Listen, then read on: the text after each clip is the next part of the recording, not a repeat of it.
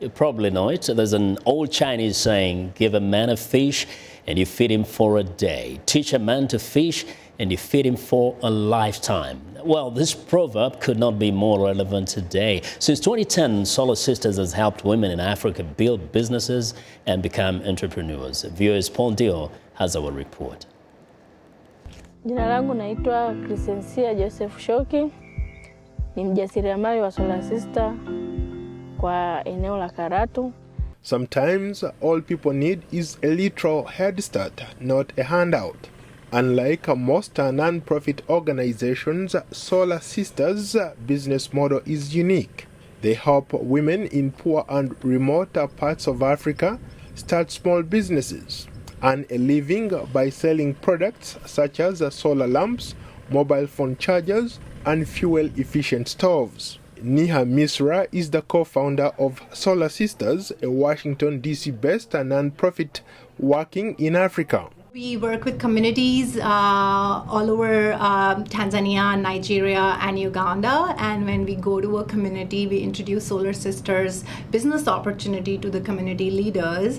And we open the opportunity for women to have their own micro businesses by becoming Solar Sisters. There is an enormous business opportunity for solar energy products in sub-Saharan Africa.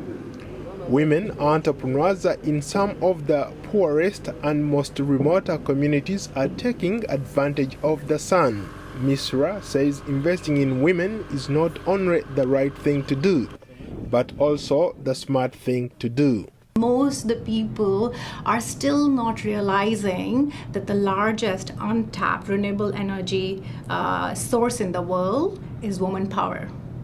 Because women all over the world are most adversely impacted by what we call energy poverty, that is not having the most basic access to clean energy. The organization has more than 250 entrepreneurs across East Africa and Nigeria, and they hope to expand to other countries shortly. Solar Sisters, a women entrepreneurs network, lifts rural women from poverty by training them as small business owners.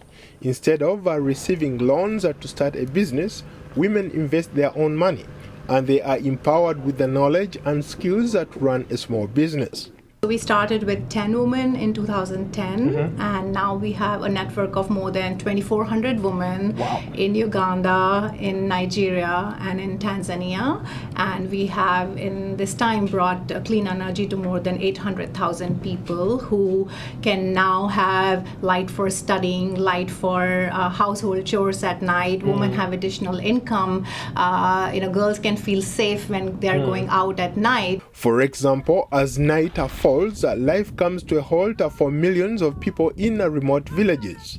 Families are forced to use smoky kerosene lamps or spend hours collecting firewood. But with the solar-powered lamps, parents can see a rare hope of light.